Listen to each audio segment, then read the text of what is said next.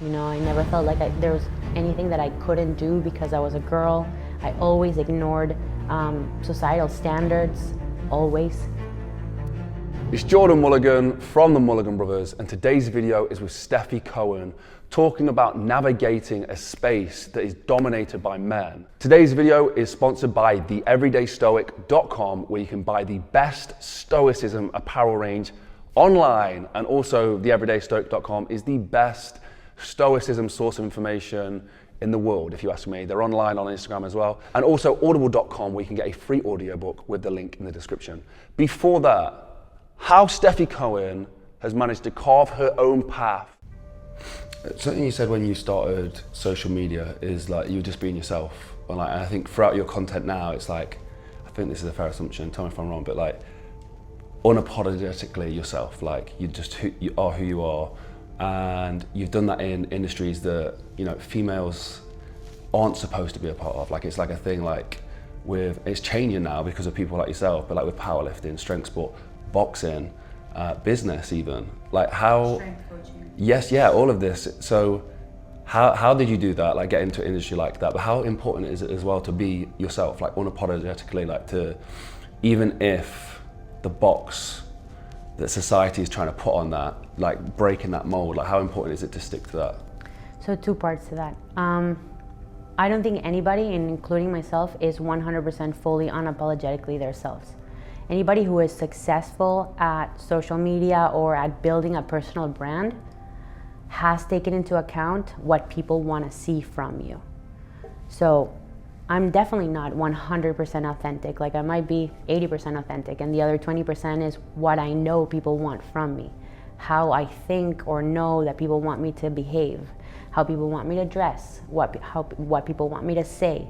Like I pay really close attention to that in terms of like not only what other people are doing, what other people follow and deem good in society, but also the feedback that I receive from the app.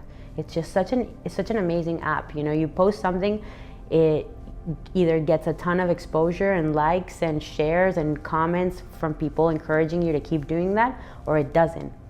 I mean, you'd have to be dumb to not understand what is working and what isn't, right? So there's definitely a piece of non-authenticity to anybody who builds a personal brand. You know, you try to stay true to yourself as much as possible, but there's definitely things that you're almost like gonna have to do to continue growing. And we can touch on that, like me entering more or exploring more my sexuality and trying to use that to my advantage. I'm writing a book about that, so we can definitely talk about that. And then as far as entering a male-dominated industry, even as a strength coach or in business, you know, what's interesting is that I never felt that my gender was a hindrance in any way. Like growing up, I used to play soccer with the boys. Like I used to do my practice with my team, my high school team, and then I would stay and I would play with the boys. I was in an all boys league. I was like that girl that had mainly guy friends. Like I always felt like I was a part of it, never felt like they looked at me differently for being a girl. You know, I never felt like there was anything that I couldn't do because I was a girl. I always ignored societal standards, always. You know, I remember like the first time that I moved in, that I moved by myself, like I was never that girl that would invite people over and then have like, oh, I put the table with like my expensive silverware. Like I just never adhered to societal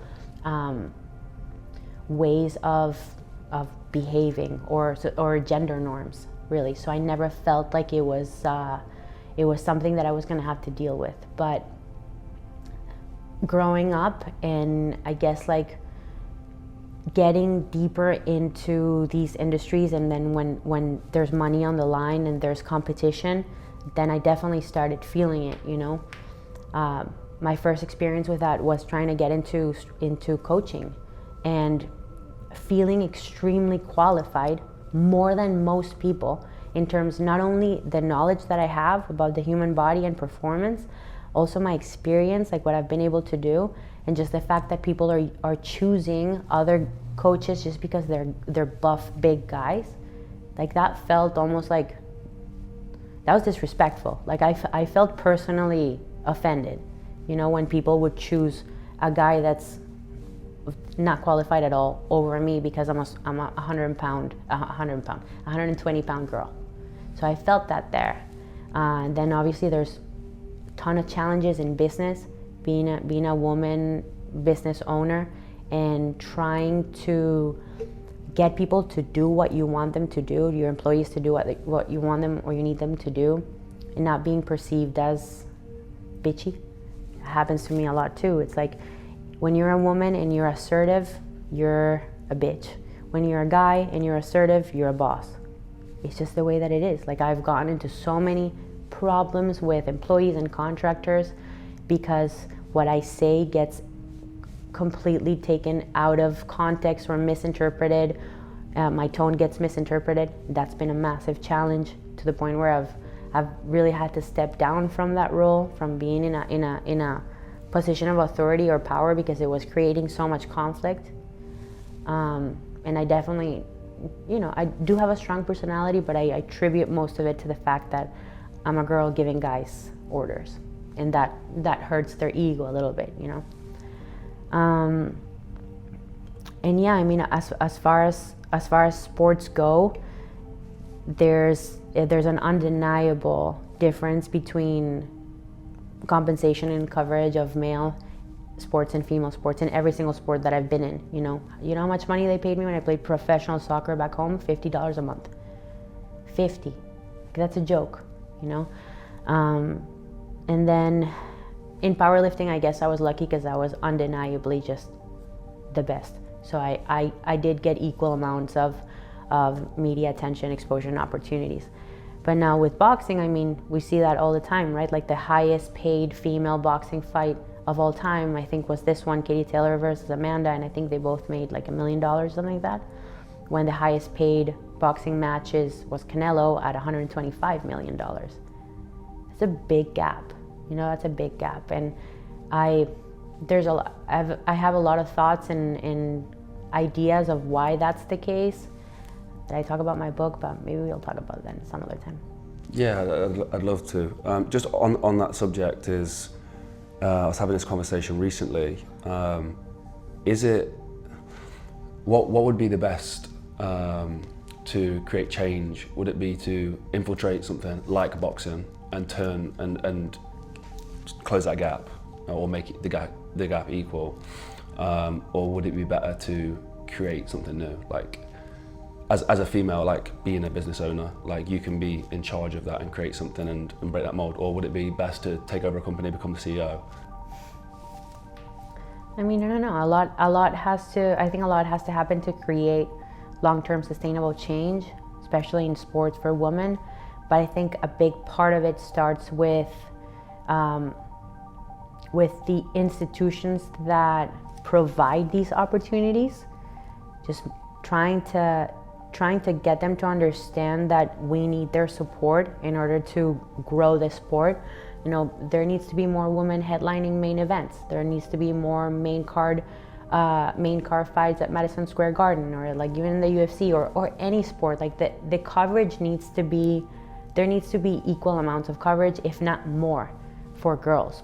And they need to stop focusing their marketing and their media on women's sexuality, because that's another big part. It's like, it seems like a lot of the women that make it big in sports are women that look the par according to societal standards of beauty. So women who are more risque and open about their sexuality and post pictures in bikinis, those are usually the girls that these institutions, that are kind of favorites for these institutions, because they sell, right? Sex sells. The main audience for sports is guys. So they're selectively choosing to promote girls who look a certain way and who are willing to promote themselves in a certain way so that they get more eyes. So that also needs to change. You know, the opportunities need to, the spotlight and the opportunities need to be presented to people who have earned a spot in the sport based on their actual talent and skill, not based on the way that they look. So there's a lot, you know, I don't really know what the solution really is, but there's a lot that needs to happen. And there you go, Stefi Cohen, what an inspiration. She's just getting started by the sounds of things. She's now 4 fights into pro boxing as well. Like, what she's doing is crazy, and I think so much of it stems from doing something that is difficult. So that's one of her things that she lives by. If it's difficult, she enjoys it. If it's difficult, she'll want to do it. And I think that's such a motto to stand by. Like, once it starts getting tough, that's when we should start smiling and start realizing this is where the growth is. So thank you so much to Stefi. Her stuff is linked down below. And thank you so much to theeverydaystoic.com, where you can buy the best Stoic apparel and clothing with the link in the description. Go show them some support. They've got some sales on and some new stuff on at the moment, so go check them out. And also, as always, audible.com are offering a free audiobook with the link in the description. And basically, guys, I know I have to say this, that makes all of this possible. Thank you so much. Whoever has supported us, you do not have to. As always, this is a free thing that we want to provide for free forever. But any support makes it possible, so thank you so much. Wow, what a video. Go follow me on Instagram, @JordanMulliganBrother. Have a blessed and productive day, and I will see you in the next one. Peace.